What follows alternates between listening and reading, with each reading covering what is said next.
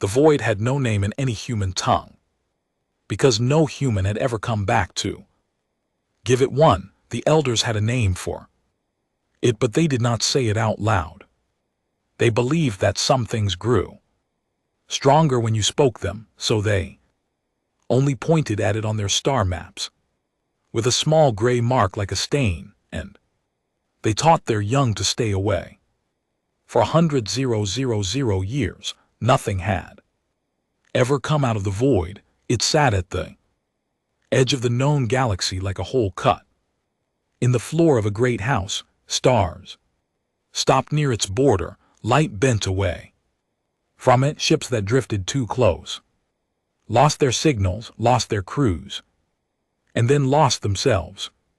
The elders had sealed the safe lanes around it long ago, and they had built quiet watch stations along its rim, not to fight it, but simply to watch and to make sure that the rule still held true. The rule was simple: nothing comes out of the void. On the watch station called Far Lamp, an elder named Valen had kept that watch for 900 years. Valen belonged to the Sworth, the oldest of the old species. The Sworth were tall and thin, with long limbs and skin like pale, smooth stone. They lived for thousands of years, and because of this, they did not rush, and they did not panic, and they rarely felt surprise. Valen had seen young species rise up across the stars full of fire and noise. He had seen many of them fall again.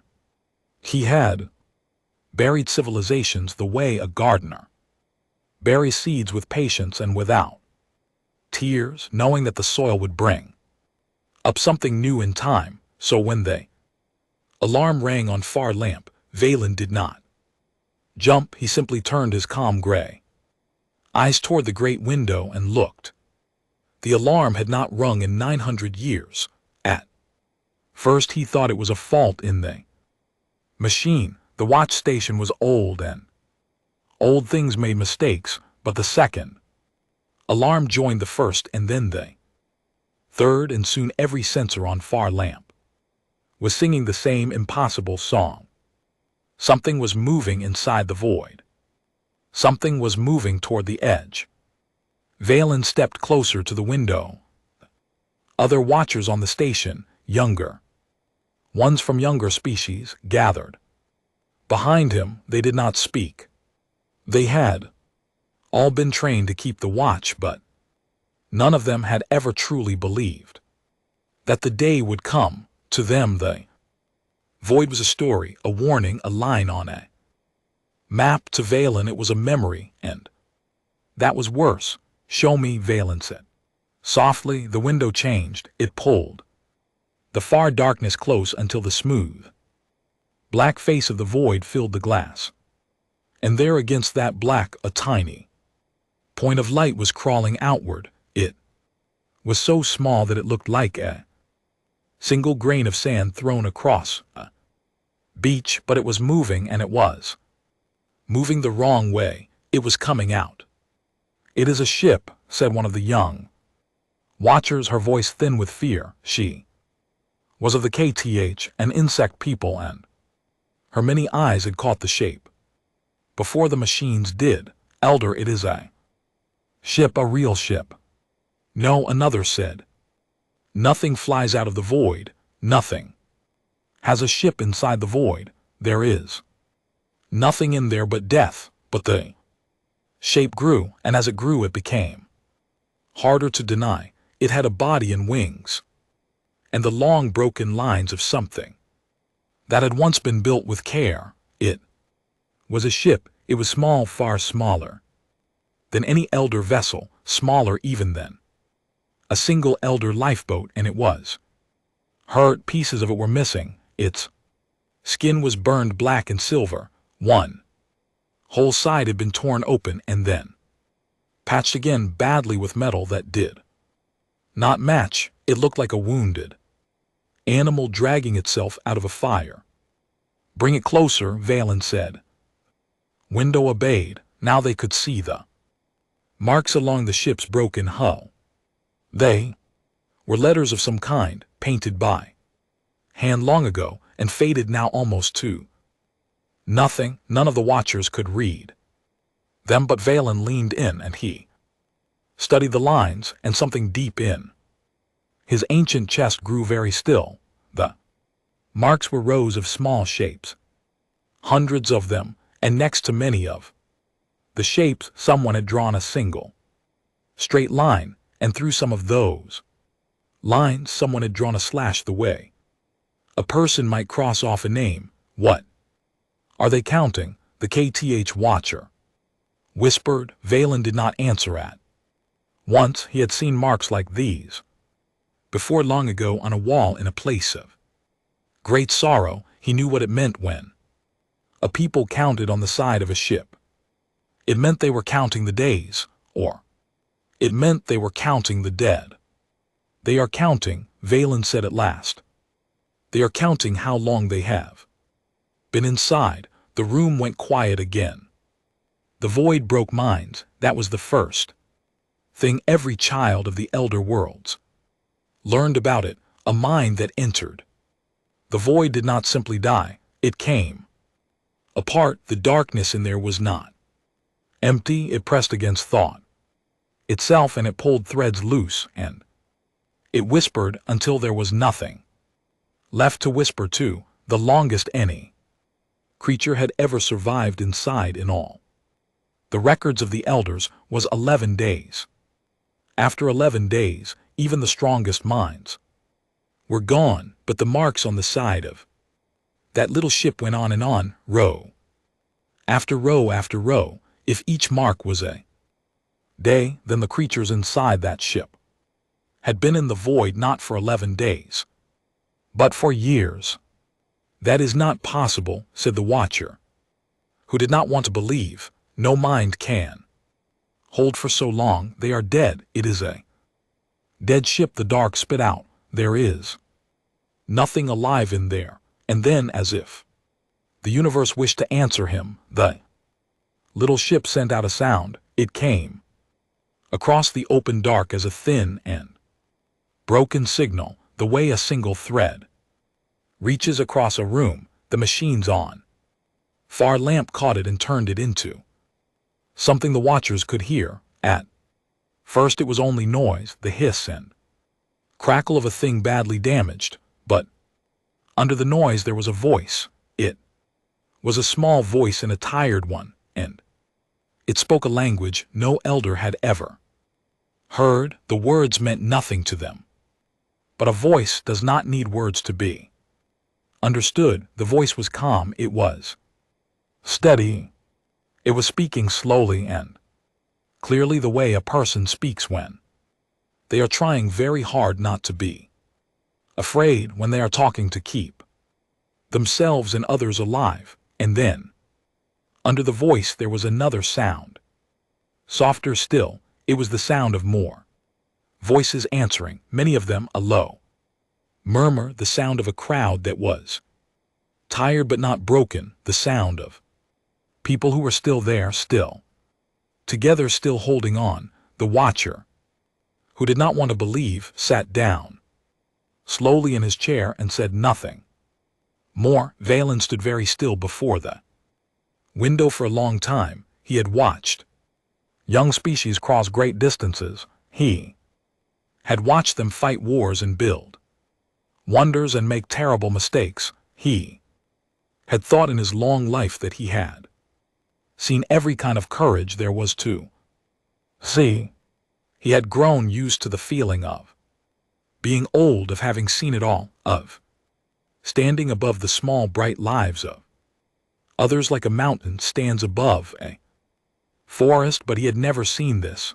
No one had. In a 100,000 years no living thing had crossed the void. The elders had not even tried. They had decided long ago that it was a thing that could not be done, and being the oldest and the wisest, they had stopped asking whether they were right. And now a small broken ship full of small living voices was crawling out of the dark. counting its days on its own torn skin, talking softly to keep its people calm. Elder the KTH Watcher said, "What do we do? What are they?" Valen turned from the window, his face, which had not changed in 900 years of watching, had changed now. It was not fear on it. It was not even surprise, not really. It was the look of a very old being who has just learned that the world is bigger than he thought. "I do not know what they are," Valen said, "but I know what they have done. They have done a thing we said could not be done. They have crossed the deepest dark in the universe, and they have come out the other side, still speaking to one another." He looked back at the little ship dragging itself toward the light. "Send no weapons," he said. "Send no warnings. Send only this. Send help." The young watchers stared at him. The elders did not send help to strangers. The elders watched and waited and judged, and only after long centuries did they ever open their hand. That was their way. That was how they had stayed alive and wise for so long. You did not run to meet a thing you did not understand. You held back. You watched. Elder, the KTH Watcher said carefully, "We do not know if they are dangerous. We do not know what came out of the void. With them, the rule is broken." Valen said, "The rule said nothing comes out of the void. Something has, so the rule is gone, and we are in a new world now, and in a new world we must look with new eyes." He raised one long hand toward the glass. "Look at them," he said. "Look closely. Forget what we were taught. Forget that we are old and they are small. Just look and tell me what you see." The watchers looked. They looked at the broken ship and the burned skin and the rows of counted days. They listened to the calm, tired voice, still speaking, still steady, still keeping its people together across a darkness that had no end. "I see," the KTH Watcher said slowly, "something that should be dead and is not." "Yes," Valen said. "And do you know why it is not dead?" She shook her many-eyed head. "Because it decided not to be," Valen said. "Every day for years in a place that takes minds apart, it decided not to be. That is not a thing of machines. That is not a thing of weapons or science. That is a thing of will. And I have lived for 900 years, child, and I have never once seen a will like that." He let his hand fall. "Send help," he said again, "and send word to the others. Tell the conquered of elders that the void has opened and that something has walked out of it alive. Tell them to come quickly, and tell them."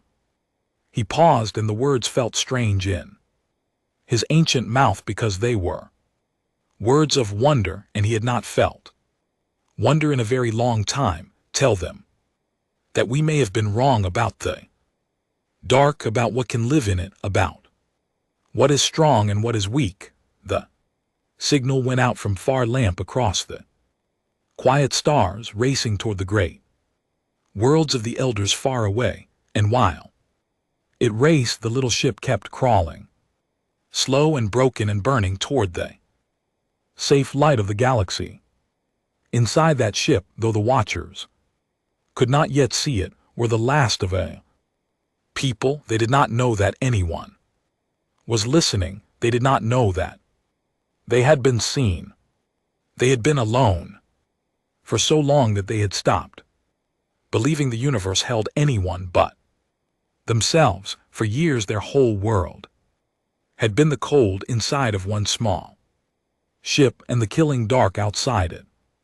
And the only thing that had kept them whole was each other. Their world had ended. Their home was gone, swallowed by a disaster they had not been able to stop. They had run, and the running had pushed them somewhere no one was meant to go, and the dark had taken them in and the dark had tried every single day to take them apart. It had whispered to them, it had shown them terrible things.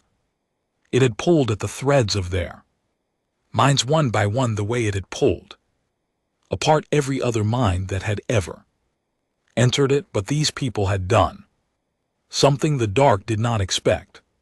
They had held on to each other. When one of them began to slip, the others had pulled them back. When one of them broke, the others had carried them. They had talked, always talked, night after endless night, telling stories of a home that no longer was, singing songs, holding hands in the cold, refusing again and again and again to let the dark have even one more of them than it had already taken. And so against every law the elders knew they had survived, not because they were strong, not because they were clever, but because they would not let go. The little ship reached the edge of the void. For a moment it seemed to catch on something, as if the dark did not want to release it, as if even now it tried to pull its last prize back into the deep.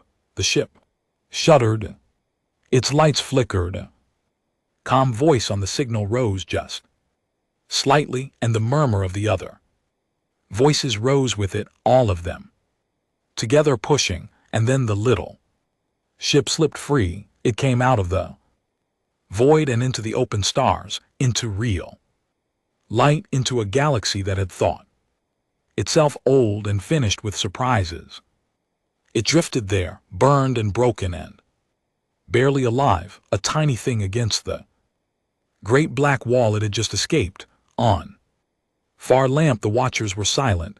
Even Valen did not speak. They simply watched the little ship float in the new light, and they felt, all of them, that they were looking at something they would tell their children about, and their children's children for the rest of time. The first human ship had emerged from the void, and far away, across the quiet stars, the elders were already coming to take one look at humanity. They did not yet understand, not fully, that would come, but Valen, standing at the window of his lonely station, looking at the rows of counted days painted on a broken hall, felt the very beginning of it move inside him.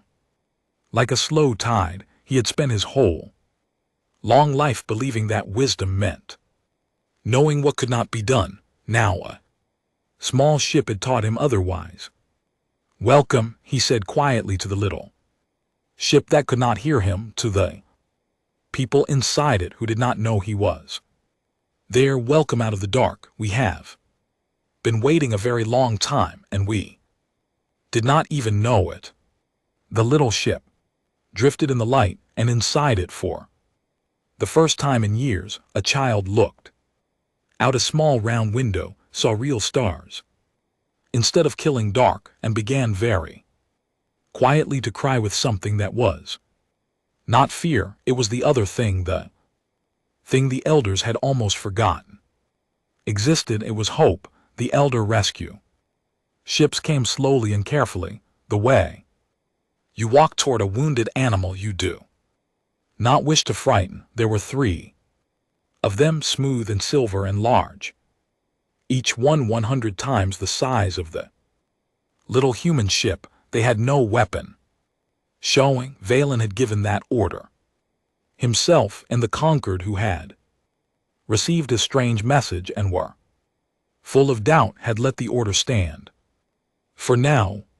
So the 3 great ships drifted close with open hands, and they made soft lights along their sides, slow and gentle colors, the colors the elders used when they wished to say, "We mean no harm." The little human ship, which was called the Daybreak, did not answer at first. Inside the Daybreak the people had seen the silver ships come, and they did not know what to think. For years they had seen nothing but the dark. Now there were great shining vessels all around them, larger than anything they had ever built, moving with a calm and terrible ease. Some of the humans were afraid after all they had lived through. Fear had become a part of them, stitched into them like thread, but the captain of the Daybreak was not afraid. Or if she was, she did not let it show, because that was her job. And she had been doing her job in the dark for so long that she no longer remembered how to stop. Her name was Maya Ray, and she was tired in a way that went past the body and deep into the soul. She stood at the front of her broken ship and looked out at the silver vessels, and she made her voice steady the way she always did, the way she had every single day inside the void. "This is the Daybreak," she said into the signal, though she did not know if anything was listening. "We are not your enemy. We have lost our home. We have come a long way. There are 812 of us left aboard. We have children. We have sick. We are almost out of everything. If you can hear me, and if you mean us well, we ask for help, and if you mean us harm." She paused, and her tired voice did not shake. "Then know that we have come through worse than you, and we will not go easily." The elders heard her words. They could not understand the language, not yet, but their machines were old and clever, and even as Maya spoke, they were already learning it, catching the shapes of the sounds, fitting them together. And while the machines learned the words, the elders heard the thing underneath the words, the thing that needs no translation.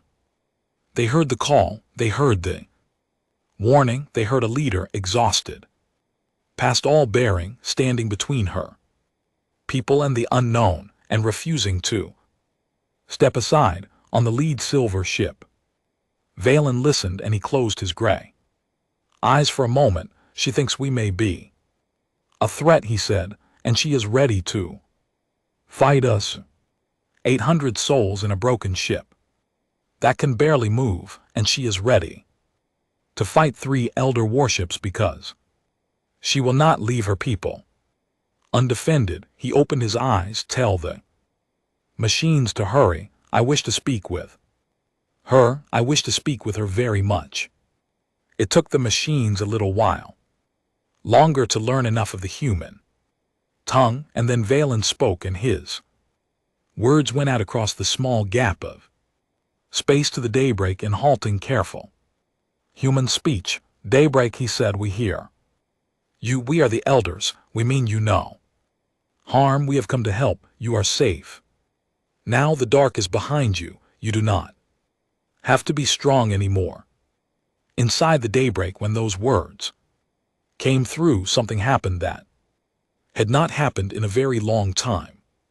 The people went quiet, and then here and there they began to weep. "You do not have to be strong anymore." For years they had been strong because there was no other choice. They had been strong when their friends slipped away in the dark. They had been strong when the food ran low and the cold crept in, and the whispers of the void told them, night after night, to give up, to let go, to stop. They had been strong because strength was the only wall between them and the end. And now a voice from a great silver ship was telling them gently that they could put the weight down. Maya Ray did not weep, not yet.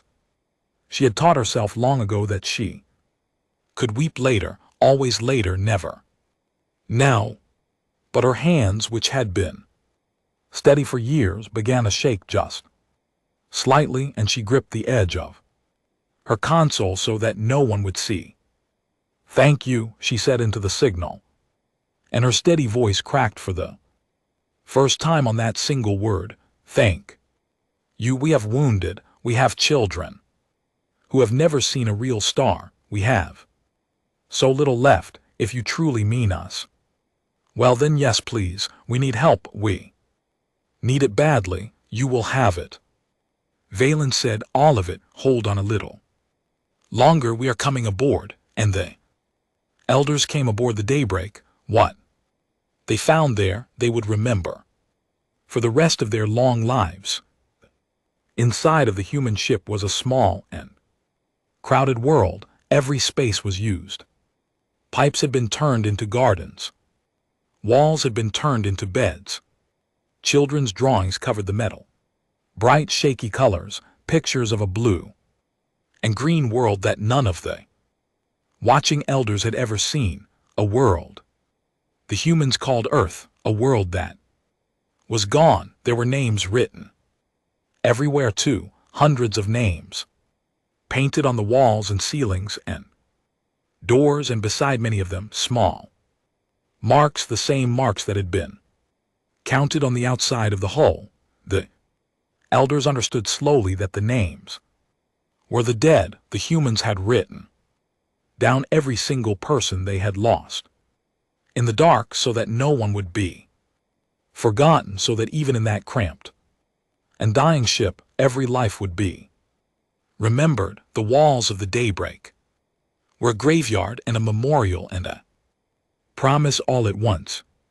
And among the names alive and breathing were the 812 who remained. They were thin, they were sick, many of them could barely stand. But when the tall, pale elders came aboard, the humans did not run, and they did not bow. They stood, those who could stand, and they looked up at the strange visitors with eyes that had seen the worst the universe had to give and had not closed. An elder physician of the sort named Essen knelt down beside a human child who lay weak upon a cot. The child was small, with dark hair and large, dark eyes, and she should have been afraid of the strange tall creature leaning over her, but she was not. She reached up one thin hand and touched Essen's pale face gently, the way a child touches something she is not sure is real. Are you a star person? The child asked in her small voice, and the machines turned it into elder speech. Essen, who had lived for 2,000 years and had healed beings beyond counting, found that for a moment she could not speak. Yes, Essen said at last, very softly. I suppose I am. I always wanted to meet a star person, the child said. My Mama told me there might be some far away. She said the universe was too big to be empty. She was right. The child's eyes began to close because she was so very tired and so very weak. Tell her she was right. Will you tell her? Essen looked up. A human woman nearby, the child's grandmother, shook her head slowly, and in her old face was a grief beyond words. The child's mother was on the wall. She was one of the names. I will tell her, Essen said gently, and she took the child's small hand in her long pale fingers. I promise now. Rest, you are safe. The star people are here, and we will not let go of you. Do you hear me, little one? We will not let go. The child smiled just a little and slept. Essen stayed with her, holding her hand, and did not move for a long time. Across the ship the elders moved among the humans, bringing food and medicine and warmth, and everywhere they went they found the same thing. They found people who had been to the very bottom of the dark and had carried each other back up. They found an old man who had given his food day after day to the children so that they might live until he was little more than bones, and who, when the elders tried to give him medicine first, pointed to the children and said, them first, always them first. They found two young people who had fallen in love inside the void, who had decided to build a life even there, even in the killing dark, because love was a kind of defiance, and they would not let the dark take that from them too. They found a woman who had kept a record of every story, every song, every memory of The lost world, writing it all down by hand so that Earth would not be forgotten, even though Earth was gone. The elders had come expecting to find survivors.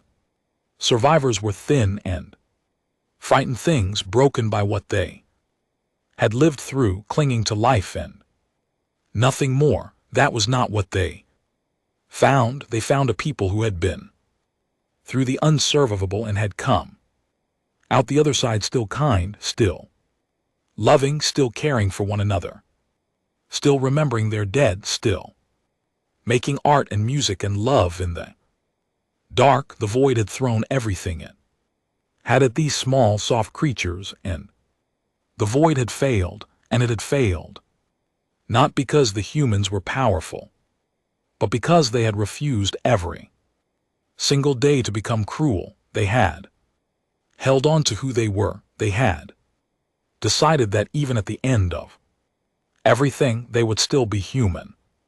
And being human to them meant not letting go of each other. Valen walked through the daybreak slowly, and he read the names on the walls, and he watched his people kneel beside the humans, and he felt the slow tide inside him rise. Higher he came at last to the front of the ship where Captain Maya Ray stood. She had not slept. He could see that she would not sleep, he understood, until every one of her people had been seen. Two, she turned as he approached, and the two of them, the ancient elder and the exhausted human, looked at one another across a small space that held the whole weight of two very different worlds. You crossed the void, Valen said. Do you know what that means? Do you know that no one has ever done it, that we believed it could not be done? We didn't cross it because we wanted to, Maya said. We crossed it because it was the only way out, and behind us there was nothing left. We didn't choose the dark. The dark was just where the road went.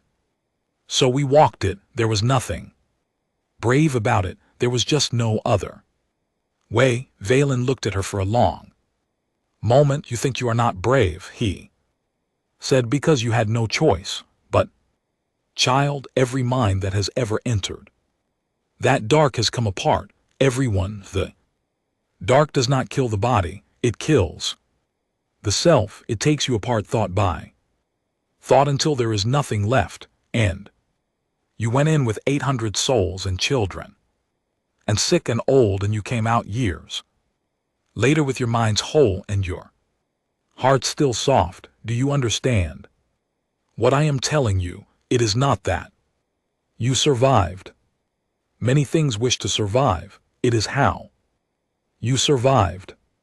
You survived together. You survived without becoming monsters. That is the thing. That is the impossible thing. Maya Ray looked at him, and her tired eyes filled at last with the tears she had held back for years. We just didn't let go of each other, she said quietly. That's all. When someone started to slip, we held on. When someone broke, we carried them. We told stories, we sang, we kept each other human. That was the whole secret. There wasn't any more to it than that.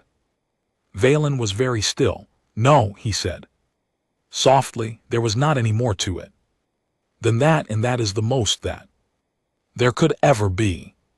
He looked around the small broken ship, at the names of the dead and the faces of the living, at the children's drawings and the gardens, in the pipes, at his own ancient people, kneeling among these small soft creatures and holding their hands. He had lived for 900 years. He had buried civilizations. He had thought he had seen everything there was to see, and he had grown proud of his great age and his great wisdom, proud in the quiet way of those who believe they have nothing left to learn. And now a broken ship full of the last of a lost people had shown him a thing he had never seen and would never forget. The elders had crossed the stars on the strength of their machines. and their minds in their long, long years.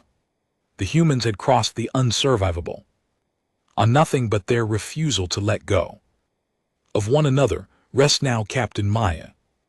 Ray Valen said, you have carried your people far enough, let us carry them a little while. You have my word, the word of an elder of the sort that no harm will come to a single one of them. While they are with us, rest you have earned it more than any being I have ever known, and Maya Ray, captain of the Daybreak, who had not truly slept in years, who had stood between her people in the dark every single day without fail, looked into the kind, gray eyes of the ancient elder, and she believed him. She let go, she let herself be caught. For the first time in years she slept. And as she slept, the elders did not yet know that the dark was not finished with them. They did not know that something had stirred in the deep of the void when the Daybreak escaped, something old and hungry that the elders themselves had sealed away long ago. They did not know that humanity had not only escaped the dark but had woken it, that would come. For now, there was only this: a broken ship safe at last, a captain asleep at last, in 812 human souls, the last of a lost world, held gently in the hands of the oldest people in the galaxy, who had taken one look at them and were only just beginning to understand. The Daybreak was towed gently to the elder world of Ethon, the heart of the conquered, where the great elders gathered to rule the quiet stars. Ethan was a world like a jewel.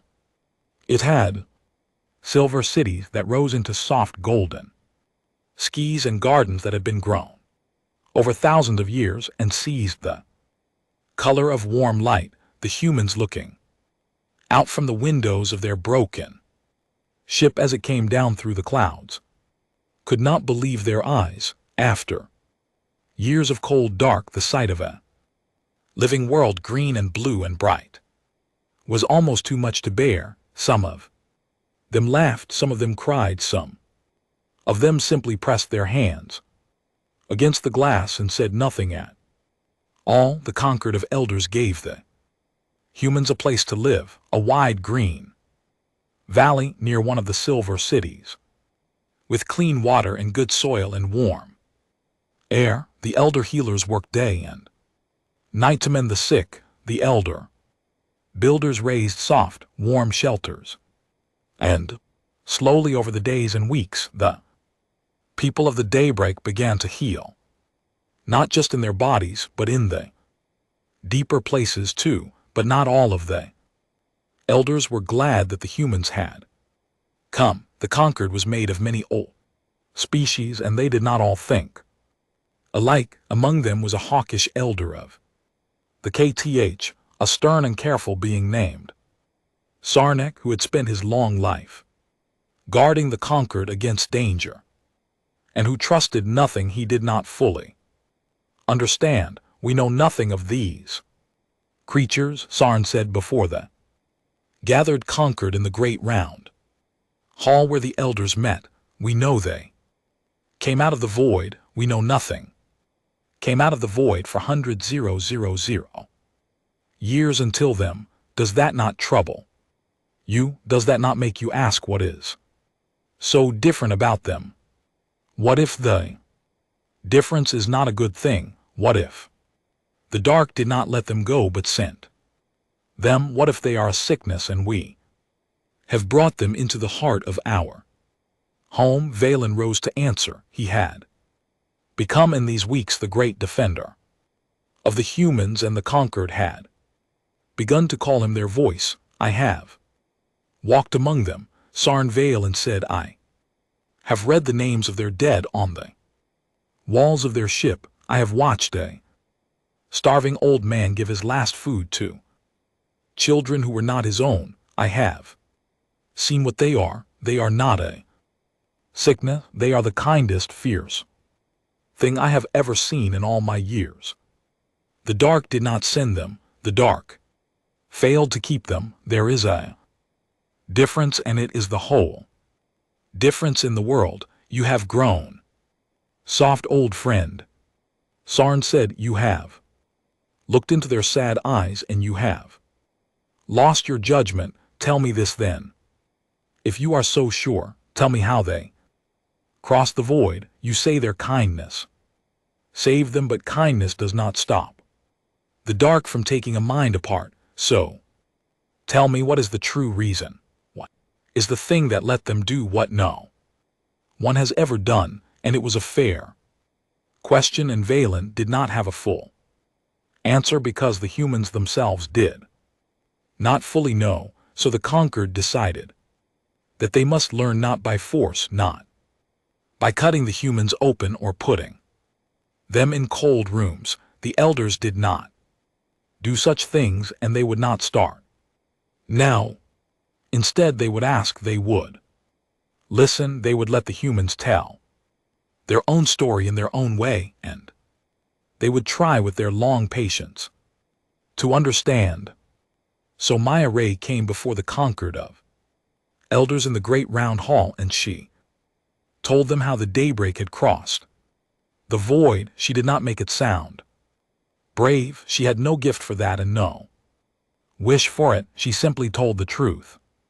Our world died, she began. It was called Earth. It was blue and green and full of life, and it was the only home we ever had. Something came, a disaster, a slow one, when we saw coming and could not stop. We are not going to pretend we were wise. We were not. We had years of warning, and we argued, and we fought, and we wasted most of the time we had. By the time we finally acted, it was almost too late. We could only save a few. The Daybreak was one of a handful of ships. We loaded her with everyone we could fit and everything we could carry, and we ran. She paused. The disaster spread faster than we thought. Our path home was cut off. The only way left, the only direction that wasn't death, led us toward the dark place you call the void. We didn't know what it was. We thought it was just empty space. By the time we learned otherwise, we were already inside, and there was no way back. Other ships, she stopped. Her steady voice did not break, but it went very quiet. The other ships didn't make it. We watched them go dark one by one. Void took them. Their crews started to come apart, and they turned on each other. Or they turned on themselves, and then there was only us, one ship, the Daybreak, alone in the dark. The elders listened, and they did not move, and the great roundel was silent as a held breath. The void started on us, right away. Maya went on. First it was small things, bad dreams, hearing voices that weren't there, people seeing things in the corners of the ship, things that weren't real. We didn't understand at first. We thought people were just frightened or sick, but it got worse.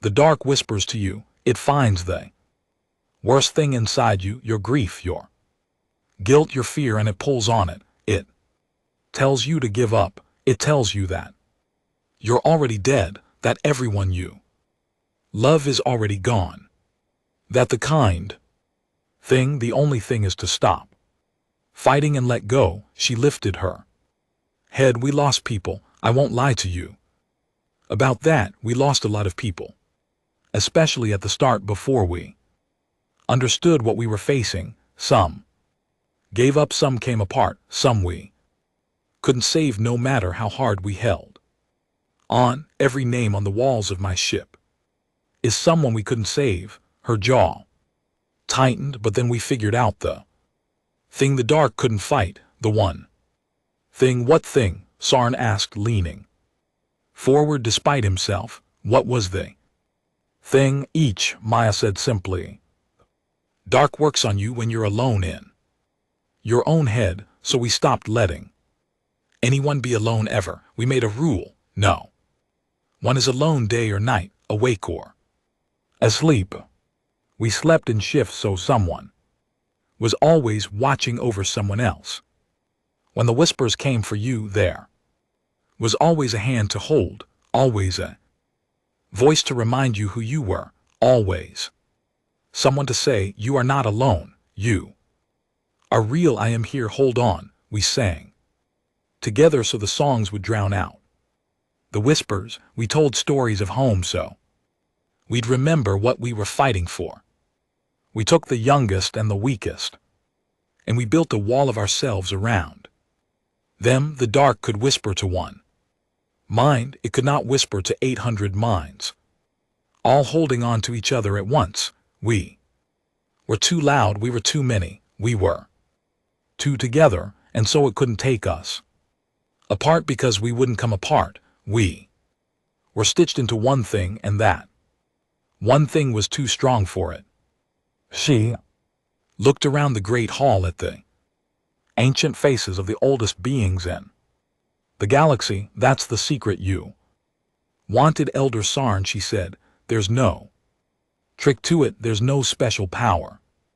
We're not stronger than you, we're not smarter, we're small and soft, and we break easy, but we figured out that a person alone breaks and a person held breaks much harder, so we held every day. For 3 years and 41 days, we held on to each other and we did not let go, and that is how we crossed your void. Great Roundel was silent for a long time, and then Valen turned to Sarn and his gray eyes were bright. There is your answer, old friend, Valen said quietly. You asked what is different about them, that is what is different. We are old and we are wise, and we are strong, but somewhere in our long years we learned to face the dark. Alone, we built our minds like fortresses, each one apart, each one proud. In a fortress, however strong, is one mind, and one mind the dark can break. But these small, soft creatures never learn to be fortresses. They are too weak to stand alone, so they never even tried. They learned to stand together instead, and a thing made of 800 souls, all holding on at once, that the dark cannot break. Sarn was quiet. He looked at the human captain, small and tired and unbowed, standing alone before the gathered might of the conquered, and something in his stern old face changed just a little. We could not have done it, Sarn said slowly, and it was hard for him to say, because the KTH were a proud people. Could we, Valen? If it had been us in that dark, we would have gone in strong and certain and alone, each one of us, and the dark would have taken us one by one, and we would never have understood. Why? Because we have forgotten how to do the thing these creatures did. We have forgotten how to need each other. Yes, Valen said gently, I believe we have. And perhaps that is the most important thing we have learned in a 100,000 years, and we learned it from a broken ship full of the last of a lost world. It might have ended there in wonder and in peace, but it did not, because while the elders learned the secret of the daybreak, the dark was learning something too. Far away at the edge of the void, the watch station far lamp began once more to ring its alarms. Something was moving in the deep. Not a small thing this time, not a single broken ship crawling toward the light. This was vast and old, and it moved the way a mountain would move if a mountain could hunger. The sensors of far lamp screamed and went dark one by one as the thing drew near the edge, and the last image they sent before they died was of a shape so large and so wrong that the watchers who saw it could not afterward find words for it. The elders had a name for it, the old name they did not speak out loud because they believed some things grew stronger when you spoke They had sealed it away 100,000 years ago. It was the reason the void was the void. It was the hunger at the bottom of the dark, the thing that took minds apart, the thing the elders had been too afraid to ever fight again. So, they had simply walled it off and forgotten it and told their children only to stay away, and now it was awake. The escape of the daybreak had stirred it. A door long sealed had been opened. Just a crack, just enough by one small ship clawing its way out, and through that crack the hunger had finally found the way out it had sought for 100,000 years. It was coming out of the void into the open stars, into the quiet galaxy of the elders, and in all the long memory of the elders there was no weapon, no fleet, no wisdom that had ever been able to stop it. They had never beaten it, they had only ever run from it and hidden and shut the door. When the terrible news reached Ethon, the great round hall fell into fear. Real fear, the kind the ancient elders had not felt in 100,000 years, and in the middle of that fear, one small voice spoke up. It was Maya Ray's. I know that thing, she said quietly, and every ancient head in the hall turned toward her. I've heard its voice for 3 years and 41 days. I heard it whispering in the dark. We all did. We know how it thinks. We know how it hunts. We know what it's afraid of. She looked at Valen and at Sarnak and at all the old, frightened elders who had ruled the stars for longer than humanity had existed. You've never beaten it, she said, because you've always faced it the only way you know how, alone and strong and proud, and that's exactly the way it knows how to win. She lifted her chin. Let us help you. We've already faced it once and we're still here. The thing came out of the void like a tide of night. It did not have one shape. That was the first terror of it. It was vast and shifting, a darkness that moved against the stars, swallowing their light as it came, where it passed. The watch stations went silent. Where it passed, the small lights of ships winked out. It did not destroy them with fire or with weapons. It simply touched the minds inside them, and the minds came apart, and then the ships drifted on, full and silent and dead, like beautiful empty shells. The elders sent their great fleet against it. They had the most powerful ships in the galaxy, polished over a 100,000 years, armed with weapons that could crack open worlds. The fleet was beautiful and terrible and proud, and it sailed out from Ethon to meet the dark. And the whole galaxy held its breath. It did not last an hour. The weapons did nothing. You cannot shoot a hunger. You cannot burn a thing that is made of the dark between thoughts. The great ships fired, and the tide of night washed over them, and one by one the proud elder crews felt the cold whisper enter their minds, and because each of them was strong and certain and alone inside the fortress of their own mind, the dark found them one at a time and took them apart, just as it had always done. The great fleet went silent. Its ships drifted full and empty into the deep. The conquered of elders watched their proudest fleet die, and despair fell over Ethan like a shroud.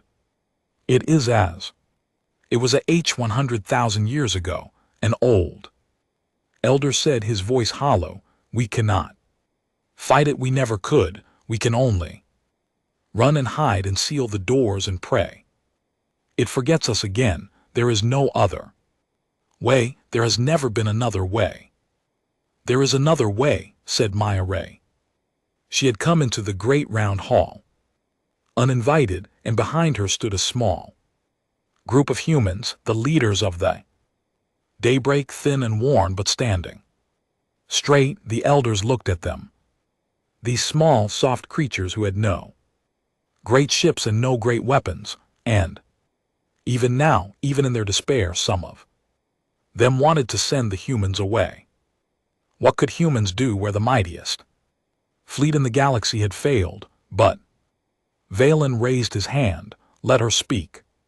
He said, she has faced this thing for longer than any being alive. Let her speak. Maya stepped forward. You sent your fleet against it the way you always have, she said. Strong ships, proud crews, each one a fortress, and it beat you the way it always has, by getting inside those fortresses one at a time. You keep losing because you keep fighting it the way it wants to be.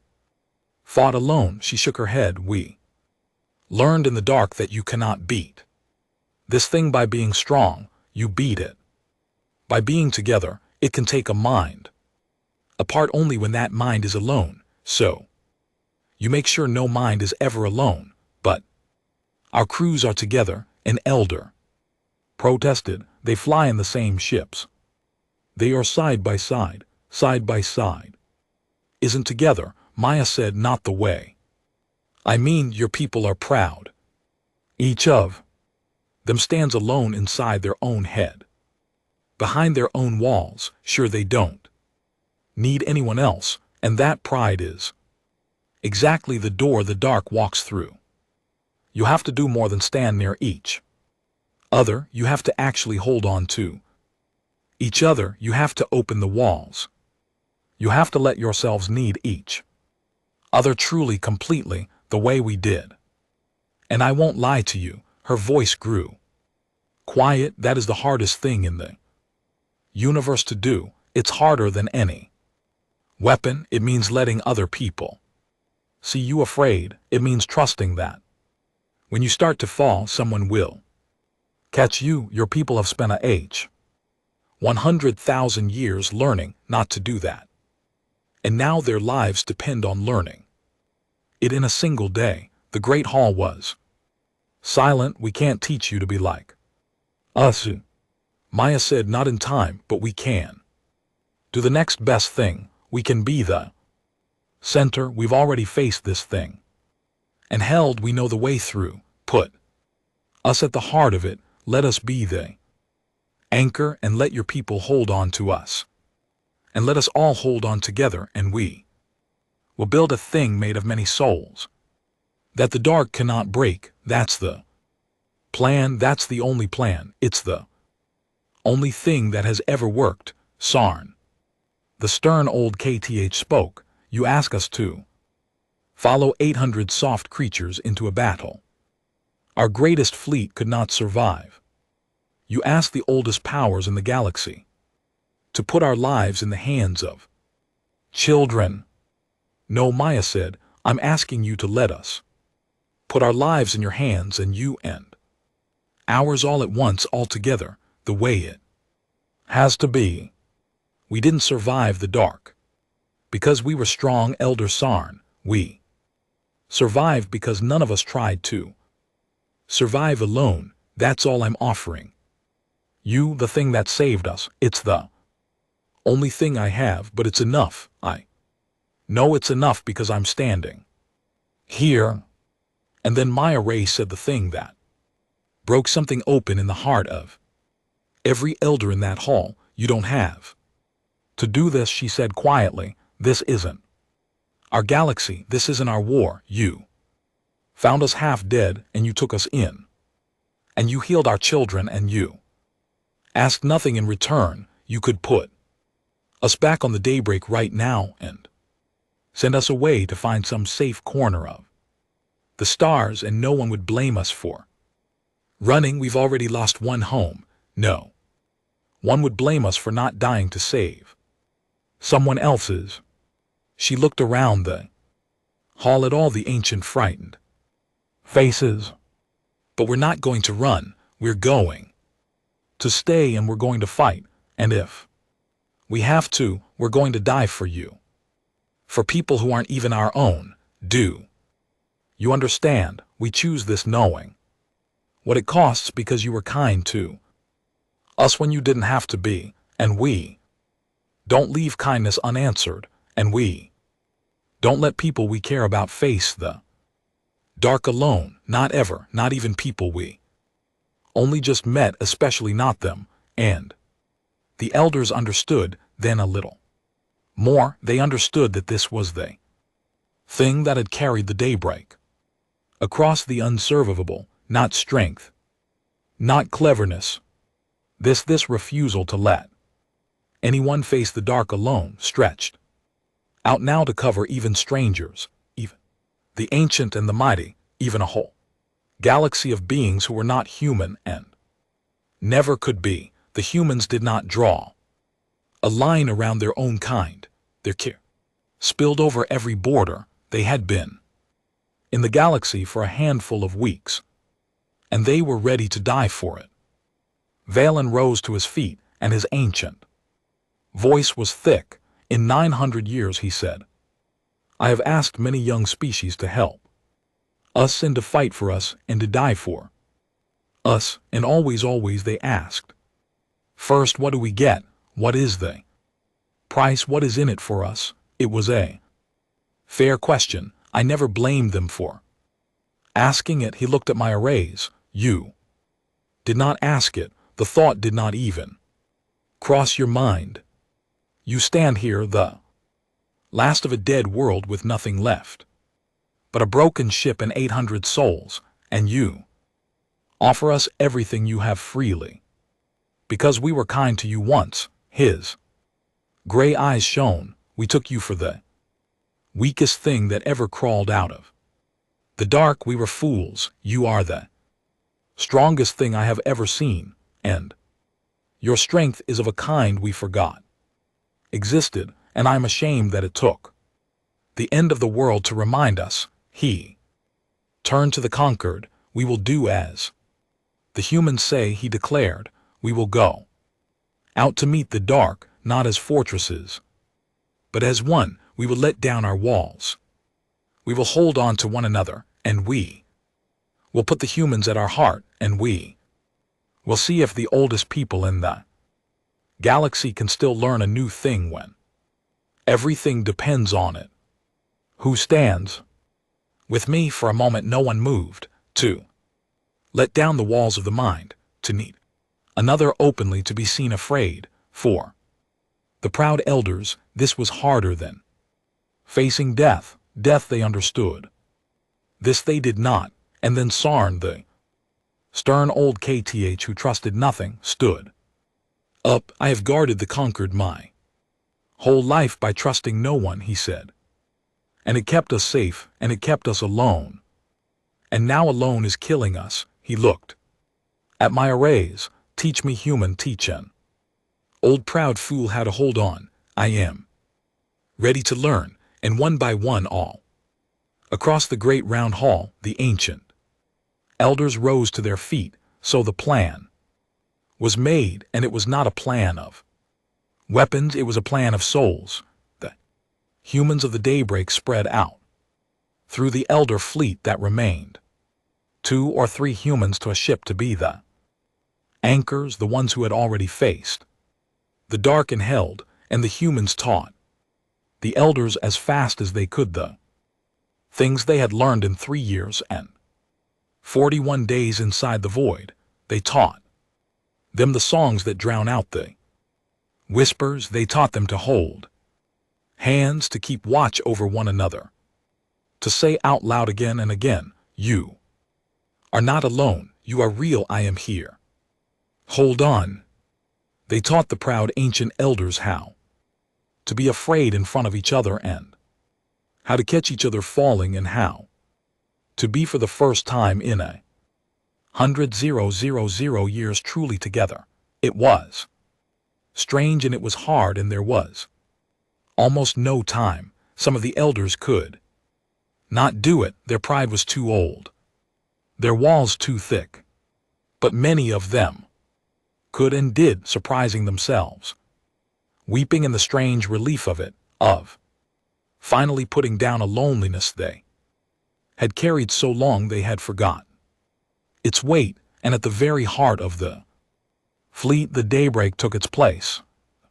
Broken little ship that had crossed the void, scarred and patched and painted, with the names of the dead, would lead the charge. Maya Ray stood at its front, where she had stood every day in the dark, and around her in every ship of the gathered fleet, humans and elders held onto one another and made ready to sail into the tide of night. It will come for the strongest first, Maya told them, all over the open signal, her steady voice carrying across the whole fleet. It always does. It looks for the proudest mind, the loneliest mind, the one most sure it doesn't need anyone. And it goes for that one. So when you feel it reach for you, and you will. Don't be ashamed, don't hide it, call out, tell the others, reach for a hand. The moment you feel the cold, that is the moment you hold on hardest, not the moment you let go. Do you understand? The dark wants you alone, so whatever it takes, do not be alone. And if it takes us anyway, an elder asked over the signal, his voice small, if we are not strong enough, if we hold on and it still is not enough. Maya Ray was quiet for a moment, then we'll have faced it together, she said, and there are worse ways to end than that. There are much worse ways, I should know. I've seen most of them. A pause, but we're not going to end. I've faced this thing for 3 years and I'm still here, and now I've got a whole galaxy holding on with me. It doesn't stand a chance. Now hold on, all of you, hold on, don't let go. Here it comes, and out of the deep the tide of night came on, swallowing the stars and one small broken human ship.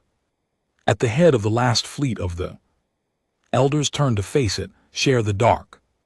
Struck the fleet like a wave striking ashore. It came over the ships in a great cold wash, and at once the whispers began. They came into every mind at the same moment, ancient and patient and full of hunger, and they reached for the proudest and the strongest first, just as Maya Ray had said they would. In the lead ship beside the Daybreak, Valen felt the cold enter his thoughts. It was worse than he had imagined. The dark did not shout, it did not threat, it spoke softly in a voice that sounded almost like his own, and it knew him. It knew every grief of his 900 years. It knew the civilizations he had buried, the friends he had outlived, the long cold loneliness of being the oldest thing in the room for centuries upon centuries. You are so tired, the dark whispered to him gently, kindly. You have carried so much for so long. No one understands. No one ever has. You have always been alone, Vale, and truly alone behind your walls, and you always will be. Let go, rest. You have earned your rest. Just let go. And it was so reasonable. It was so kind. Valen felt himself begin to slip, felt the threads of his ancient mind begin to loosen, felt the great cold piece of letting go reach up to take him, and a hand closed around his. It was Sarn, the stern old KTH had crossed the deck of the ship to reach him, and now he gripped Valen's hand in his hard, and he said, Valen, look at me. You are not alone. I am here. I am right here. Hold on, old friend, hold on. And from the open signal, a human voice, a young one of the Daybreak's crews stationed aboard their ship, called out clear and steady the words the humans had taught them. You are not alone. You are real. We are here. Hold on. Don't listen to it. Listen to us. And Valen, ancient Valen, who had stood alone behind his walls for 900 years, did the hardest thing he had ever done. He let the walls fall. He let Sarn see his fear. He let the humans hold him. he held on to the hand in his, and he held on to the voices in his ears. And he said out loud in front of all of them the words he had never once said in all his long life. I am afraid I cannot do this alone. Help me, please hold on to me. And they did. And the dark, reaching for a fortress, found instead a thing it did not know how to take, a mind that was no longer alone, a soul held by other souls, of them woven together, too tight to pull apart. It happened all across the fleet. The dark reached for the proudest elders, and where those elders held on, where they let down their walls and called out and were caught, the dark could find no grip. But the plan was not perfect, and they had had so little time. Here and there an elder too proud, too old, too sure, faced the whisper alone and slipped and was lost. The fleet began to fray at its edges. Ships went silent. The tide of night pressed in, and at the heart of it all, the daybreak burned like a small, fierce star. The dark hated the daybreak. It knew that ship. For 3 years and 41 days, it had whispered to the souls inside it. And for 3 years and 41 days they had refused to break, and now they had come back, and they had brought the whole galaxy with them, and they had shown the galaxy the one trick that worked. The dark gathered itself all its vast cold hunger, and it threw itself at the little ship harder than it had ever struck anything to silence at last the voices that defied it. The whispers came into the daybreak like a flood. Every human aboard felt it at once, every old grief, every name on the walls, every face they had lost in the dark. All of it dragged up and turned against them. You did not save them, the dark whispered to all of them together. All those names on your walls, you let them die. You could have done more. You should have. You are not worth what they were. Let go and join them. It is what you deserve. And it was the cruelest thing it could have said, because it was the fear that lived deepest in every human heart on that ship. For one terrible moment the daybreak wavered, and then Maya Ray lifted her voice, the steady voice that had held her people together every single day in the dark, and she began to sing. It was an old human song, a simple one they had sung 1,000 times. In the deep of the void, it was a song about coming home. And one by one, all across the daybreak, the humans heard their captain singing, and they reached for one another's hands, and they began to sing with her. 800 voices, thin and worn and unbroken, rising together against the dark, and on the walls around them the names of their dead seemed almost to sing to. Every soul they had ever lost gathered with them in that song, lending what was left of them to the living, and the song spread. It went out over the open signal across the whole fleet, and the humans on every ship took it up, and they taught the words to the elders beside them, and they, ancient proud elders who had not sung together in 100,000 years, began haltingly to sing a galaxy's worth of voices, human and elder and every kind, between, all holding on to one another, all singing the same simple song about coming home. The dark could whisper to a mind that was alone. It could not whisper through a song. It could not pull apart a thing that was singing with one voice. It reached for grip and found none anywhere in all the fleet, because there was no longer a single mind left alone for it to take. There was only the one great woven thing many souls held into one, and it was too vast and too tight and too loud, and for the first time in 100,000 years, the hunger that lived at the bottom of the dark felt something it had never felt before. It felt small, it recoiled, the tide of night pulled back from the singing. Fled. Confused, wounded in a way it did.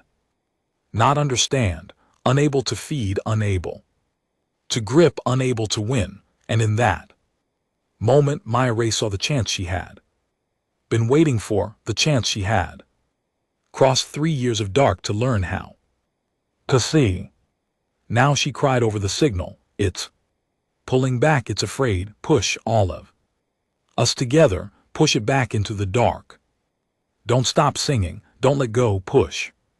And the fleet drove forward as one. They did not fire a single weapon. Weapons had never worked. Instead they drove the singing, the holding, the togetherness forward into the heart of the dark like a blade of light. Every soul in the fleet held on to every other, and they pushed the great woven thing of themselves against the hunger.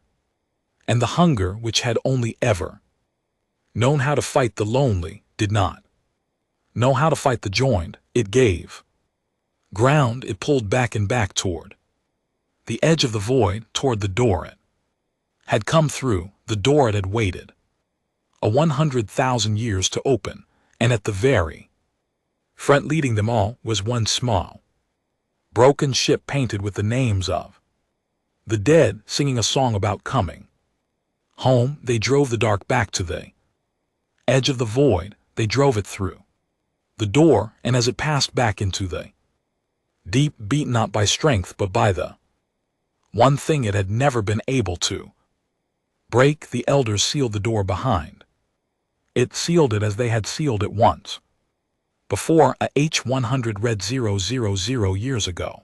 But this time the humans showed them how to make the seal hold, not with walls. Maya told them walls can be broken, a door is only truly shut when there's someone on the other side of it who refuses to let it open. So we leave watchers always together, never alone, holding the door shut with songs, and we never forget what's behind it, and we never ever let anyone face it alone again. And so it was done. The dark was sealed once more in the void, and this time it would stay sealed, because this time the galaxy had learned the only thing that could hold it. When it was over, there was a long silence across the fleet, and then slowly the silence broke, not into cheering but into something deeper. Across every ship, humans and elders who had held on to one another through the dark simply stayed there, holding on, weeping, not yet able to let go, not yet wanting to. They had been to the bottom of the dark together, and they had come back together, and they would never again be quite so alone as they had been before. In the days that followed, the conquered of elders gathered once more in the great round hall, but it was a different conquered now. Something had changed in them, something that would never change back. They had let down their ancient walls, and they had found on the other side not weakness but each other. They had learned the thing they humans knew, and they would spend the rest of their long lives unlearning the loneliness of a H100,000 years. Maya Ray stood before them as she had before, small and tired and unbounded. But the elders did not look at her the way they had at first. They did not look at her as the weakest thing that had crawled out of the dark. Valen rose to speak, and the whole hall fell silent. For him, when the daybreak first came out of the void, he said, I stood at the window of a lonely station, and I looked at it, and I did not understand. I saw a broken ship and a dying people, and I felt pity, and I felt wonder, but I did not understand. I thought in my pride that I was the wise one, and that these small soft creatures had survived by luck or by some trick we would in time Uncover, he looked at Maya. I was a fool. We all were. We are the oldest people in the galaxy. We have crossed the stars and buried civilizations and ruled the quiet dark for longer than your kind has had a name.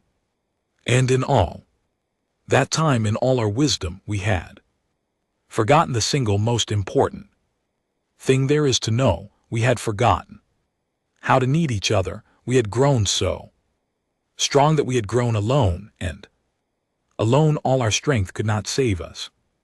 From the dark, he turned to the whole hall. It took one human ship emerging from the void to remind us. We took one look at them, at their broken ship, at the names of their dead, at a captain who would fight a galaxy to protect 800 souls, at a people who would die for strangers, because once those strangers were kind. We took one look at humanity, and at long last, we understood. His ancient voice grew soft. We understood that we had it backwards. All along, we thought strength meant standing alone.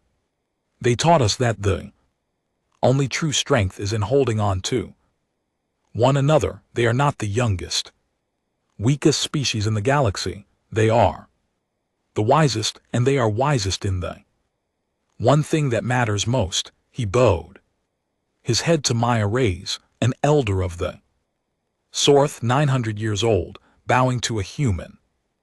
And across the great round hall, every ancient elder bowed with him. Humanity veiled and said, "You came to us with nothing but a broken ship and each other, and you have given us back the most precious thing we ever lost. You have a home here for as long as the stars shall last, not as guests, not as a young species to be guided, as teachers, as family, as the people who walked out of the dark and reminded the whole galaxy how to hold on."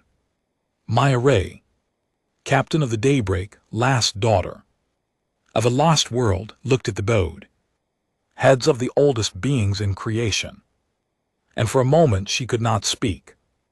Then she found her steady voice one last time. "We didn't do anything special," she said quietly. "We just didn't let go of each other. That's the whole secret. There was never any more to it than that." She smiled, tired and warm. "But I think that's something everyone forgets. Sooner or later, the old forget it. Strong forget it. The lonely forget it. Most of all. So maybe that's our job. Now, maybe that's what humanity is for. Out here among the stars, to go around the galaxy ship by ship and world by world, reminding everyone of the one thing they keep forgetting. And what thing is that?"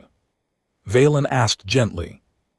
Though he already knew, Maya Ray looked around the great hall, at the elders, at her own people, at the strange new family the dark had given her, and she said it the way she had said it every single day for 3 years and 41 days in the deep of the void, the way she would go on saying it for the rest of her life, the words that had carried one small human ship out of the unsurvivable and reminded a whole galaxy how to live.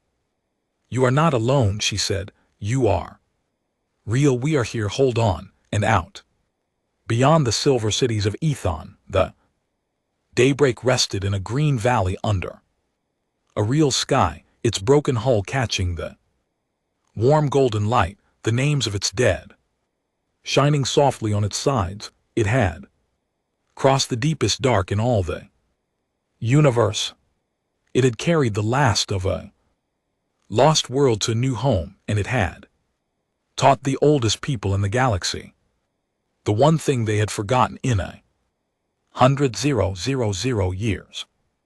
One human ship had emerged from the void. The elders had taken one look at humanity, and at last they understood.